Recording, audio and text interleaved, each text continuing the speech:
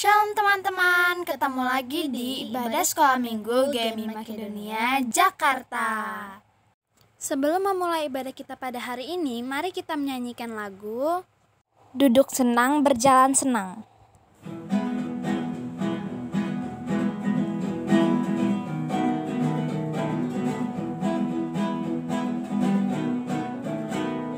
Duduk senang, berjalan senang, di mana-mana hatiku senang.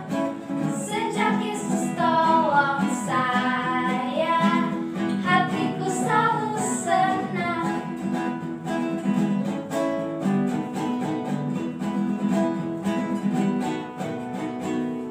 Duduk senang, berjalan senang, di mana-mana hatiku senang. Sejak Yesus tolong saya, hatiku selalu senang.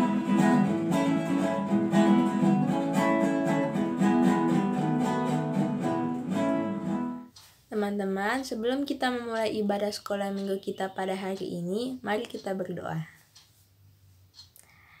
Tuhan Yesus, sekarang kami ingin memulai ibadah kita pada hari ini. Berkatilah ibadah kami dari awal, pertengahan hingga akhir. Juga berkatilah guru-guru sekolah minggu yang akan mengajar dan puji-pujian yang akan kami nyanyikan. Tuhan Yesus, kami mengucap syukur Tuhan sudah menjaga kami dari pagi sampai sore hari ini. Dalam nama Tuhan Yesus kami sudah berdoa. Amin. Nah, sekarang kita mau memuji Tuhan. Mari kita menyanyikan lagu Setinggi-tingginya langit dan meskipun jatuh.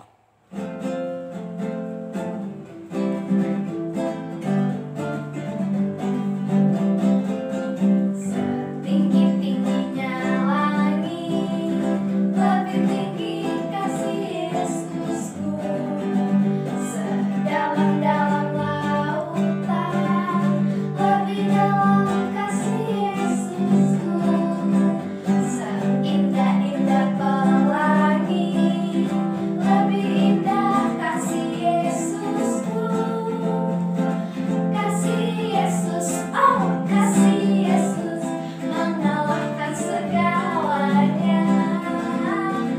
Kasih Yesus, oh kasih Yesus, mengalahkan segalanya.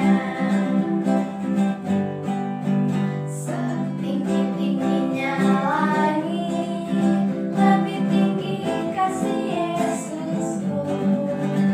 Sedalam-dalam lautan, lebih dalam kasih Yesusku.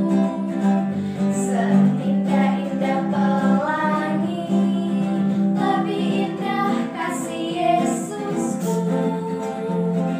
Kasih Yesus, oh kasih Yesus, mengalahkan segalanya. Kasih Yesus, oh kasih Yesus, mengalahkan segalanya. Kasih Yesus, oh kasih Yesus, mengalahkan segalanya. Kasih Yesus, oh kasih Yesus, mengalahkan segalanya.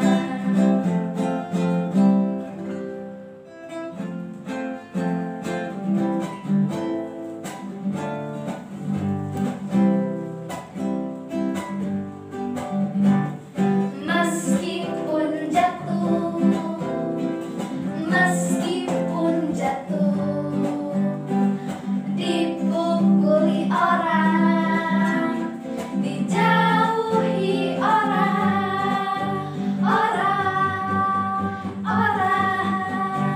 Yesus tetap nomor satu.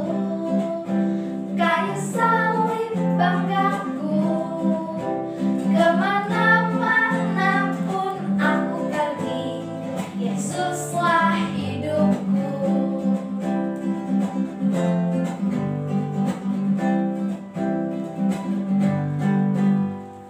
Meskipun jatuh, meskipun jatuh, dipukuli orang, dijauhi orang,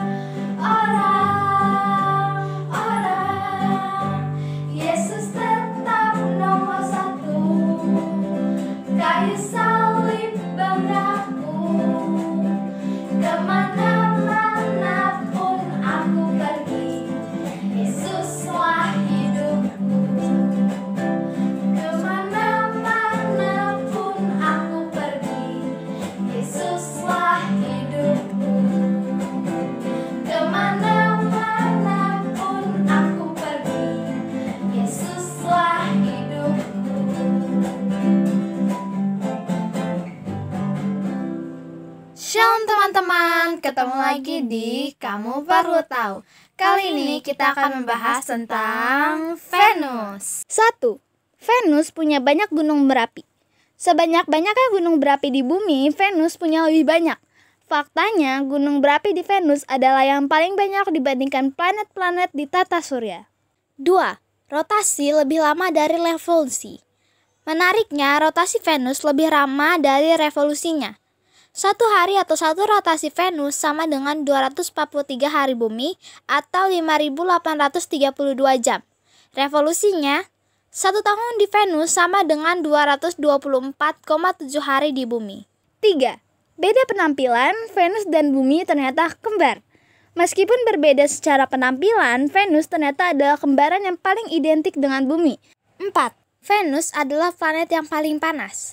Walaupun Venus bukan merupakan planet yang terdekat di matahari, tetapi Venus adalah planet paling panas karena atmosfernya membuat panas merangkap di dalamnya. Hal ini seperti efek rumah kaca. 5. Planet paling terang yang bisa bumi lihat. Tak mau menunggu Venus melintasi matahari. Setidaknya Venus tetap dapat terlihat dari bumi karena jaraknya. Selain bulan, Venus adalah objek langit yang paling terang dan dapat terlihat dari bumi. Terima kasih telah menyaksikan Kamu Perlu Tahu hari ini. Semoga bermanfaat. Dadah! Teman-teman, mari kita menyiapkan hati kita untuk mendengar firman Tuhan. Sebelumnya, mari kita menyanyikan lagu Kasih Pasti Lemah Lembut.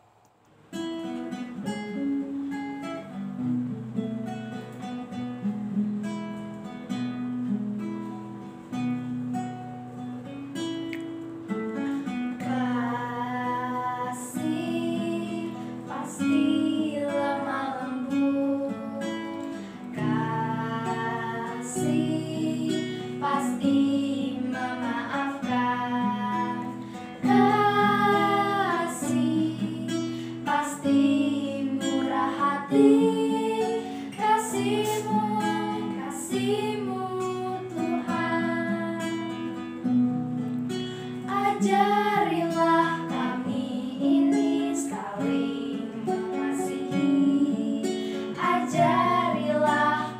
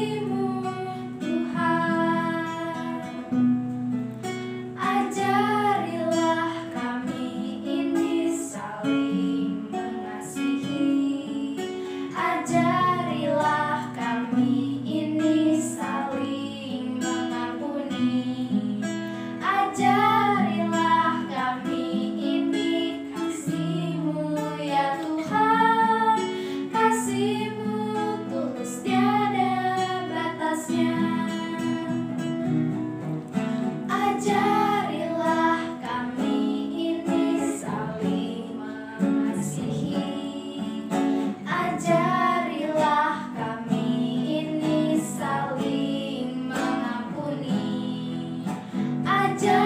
Ajarilah kami ini kasih-Mu ya Tuhan. Kasih-Mu tulus tiada batasnya.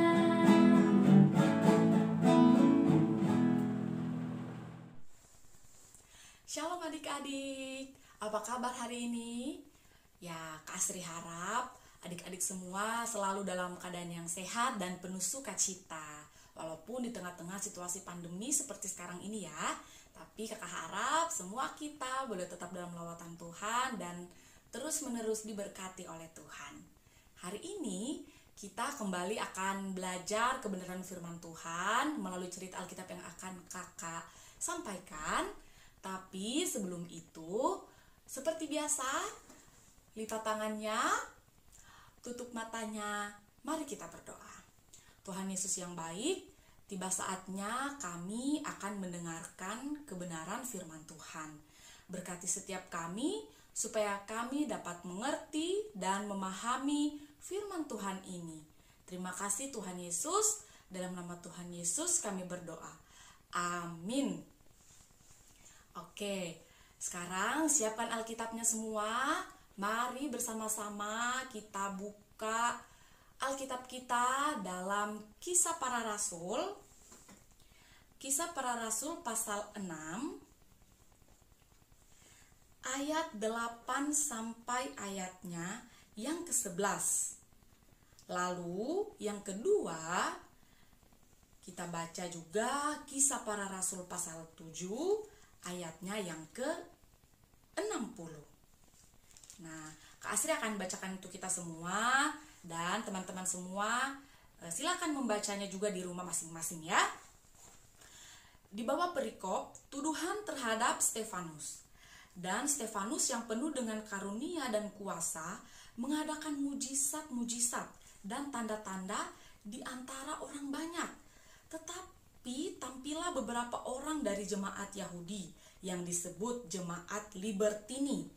Anggota-anggota jemaat itu adalah orang-orang dari Kirene dan dari Alexandria, bersama dengan beberapa orang Yahudi dari Kilikia dan dari Asia. Orang-orang itu bersoal jawab dengan Stefanus, tetapi mereka tidak sanggup melawan hikmatnya, dan roh yang mendorong dia berbicara. Lalu mereka menghasut beberapa orang untuk mengatakan, kami telah mendengar dia mengucapkan hujat terhadap Musa dan terhadap Allah.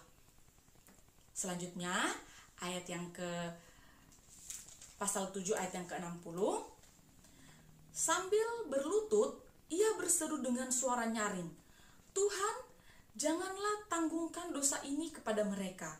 Dan dengan perkataan itu, meninggallah ia.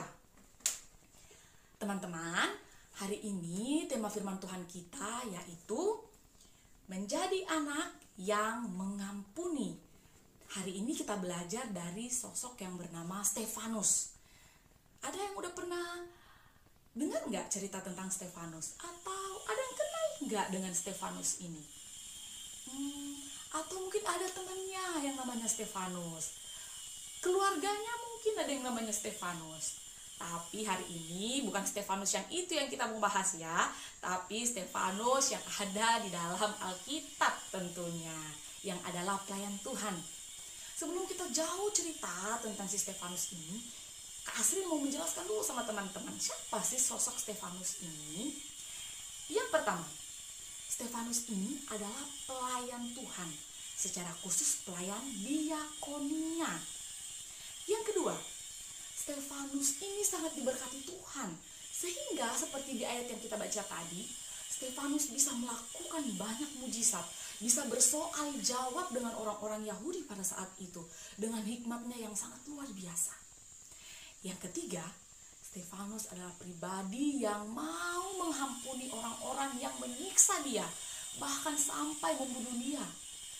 Dan dari ketiga karakter ini, yang akan kita fokus bahas, yang akan kita ceritakan, yaitu tentang karakter Paulus yang ketiga tadi, yaitu dia mau mengampuni orang lain yang bahkan sudah menyakiti dia, bahkan sampai dia harus menderita atau meninggal, gitu ya. Nah, jadi teman-teman, kisahnya itu seperti ini. Stefanus kan tadi kakak udah jelaskan, dia adalah seorang pelayan diakonia. Pelayanan diakonia itu seperti apa sih? Nah, pelayanan diakonia ini adalah pelayanan yang khusus untuk melayani jemaat-jemaat yang sedang dalam pergumulan, sedang dalam kesusahan, kelaparan, kekurangan, sedang dalam sakit penyakit, seperti itu. Jadi itulah pelayanan diakonia. Jadi langsung datang berkunjung ke jemaat satu-satu begitu ya.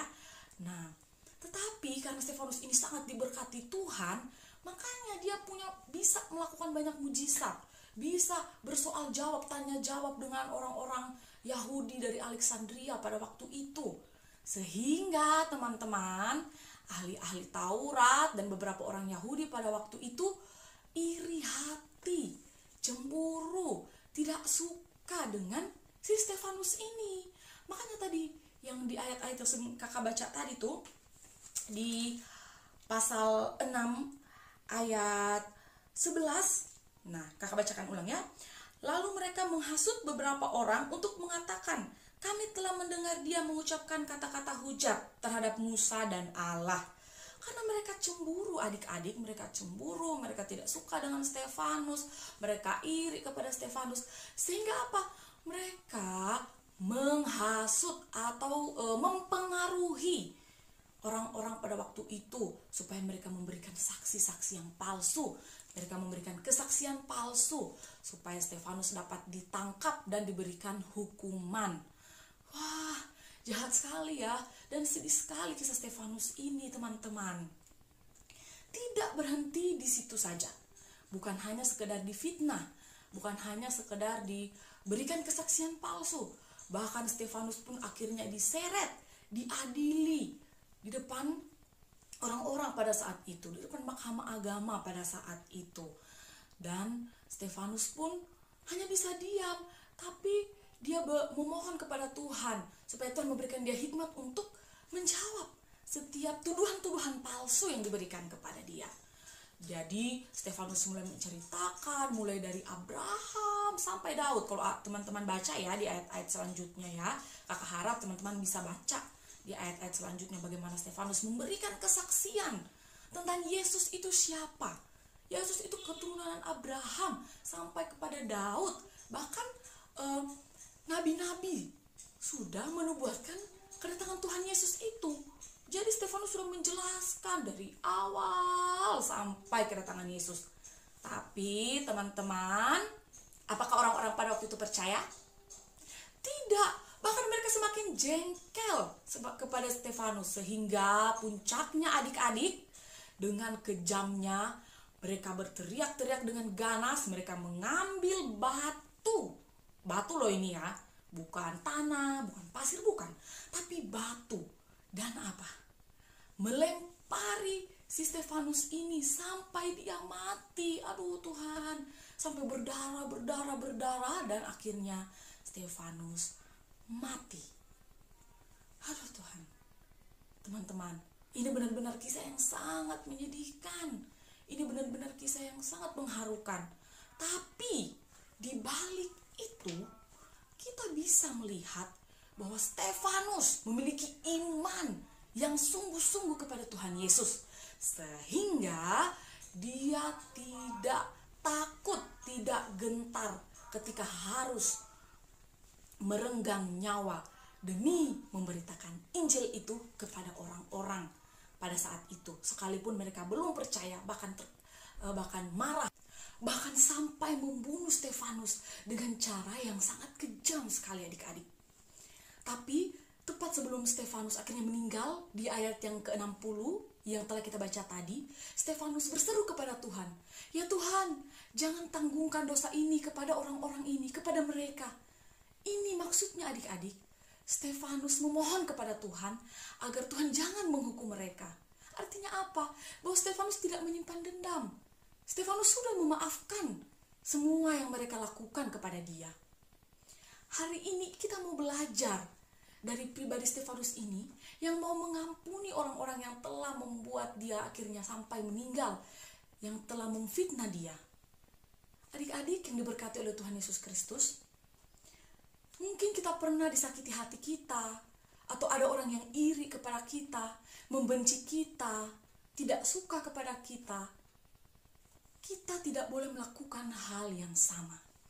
Yang harus kita lakukan sebagai anak-anak Tuhan adalah berdoa dan memaafkan mereka. Kenapa kita harus memaafkan mereka? Karena Tuhan Yesus telah terlebih dahulu memaafkan Kak Asri, mengampuni dosa Kak Asri, mengampuni dosa teman-teman semua dengan pengorbanannya di kayu salib. Oleh sebab itu, ketika kita sedang marah, kesal sama orang yang sepertinya sangat jahat kepada kita, yang tidak suka kepada kita, jangan kita mendoakan hal-hal yang jahat.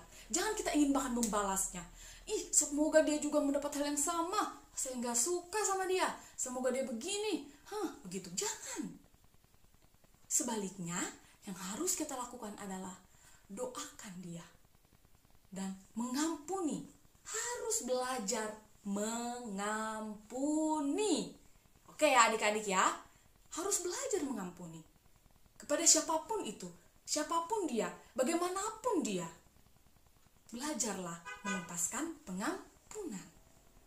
Ya, seperti itu adik-adik ya. Karena Tuhan Yesus sudah mengampuni kita, makanya kita juga harus mau mengampuni orang-orang yang telah menyakiti hati kita. Baik itu dia menyakiti kita dengan sadar atau tanpa sadar dia menyakiti kita dengan kata-katanya. Mari sama-sama merendahkan hati, mengampuni. Kita berdoa kepada Tuhan supaya kita diberikan hati yang mau mengampuni seperti Stefanus. Ya, itulah firman Tuhan yang mau kita belajar bersama-sama adik-adik, bahwa mulai dari sekarang ini, dari saat ini, teruslah memiliki hati yang mau mengampuni. Ya, amin untuk kebenaran firman Tuhan. Sebelum kita berdoa penutup, kita seperti biasa ada ayat hafalan. Oke, mari buka bersama-sama Alkitabnya. Amsal 22 ayat yang ke-9. Sekali lagi, Amsal 22 ayat yang ke-9. Orang yang baik hati akan diberkati, karena ia membagi rezekinya dengan si miskin. Orang yang baik hati akan diberkati, karena ia membagi rezekinya dengan si miskin. Nah, itu dia ayat hafalan kita. Nah, kakak harap teman-teman semua boleh menghafalnya ya, harus bisa hafal. Oke, sekarang kita akan menutup cerita firman Tuhan kita. Mari bersama-sama kita berdoa. Tuhan Yesus, terima kasih untuk firman-Mu yang boleh kami bersama-sama belajar lagi di hari ini. Kiranya kami semua boleh memiliki hati yang mau mengampuni sesama kami.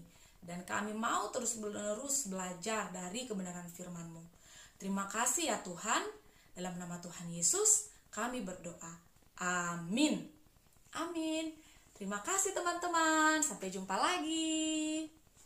Dadah!